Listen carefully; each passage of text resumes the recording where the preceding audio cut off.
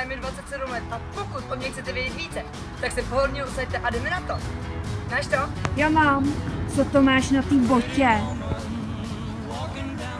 No, tak vážím přátelé, s tímhle se nepočítali, protože jsem celou venku nikdy šlápla do hovínka, takže jestli už mi to na to den se štěstí, tak věřím, že už nikdy nic. Jdeme na to. Nyní se nacházíme na Klatovském náměstí. Za mnou je doména Klatov, kterou je Černá věž. Věděli jste, že Klatovy byly založeny v roce 1260 Přemyslem Otakarem II.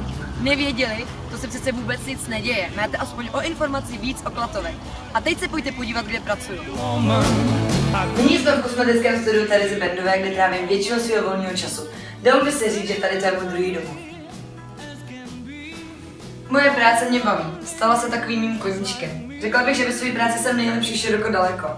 Já vím, samochvála smrdí. Ale ode mě, když kolikrát ženy odchází, vlastní muži je nepoznávají. Doposujte sami. A chcete vědět, co by o mě řekly moje 3 nejlepší kamarádky? Krásná, vtipná, sexy, Prostě naše pretty woman!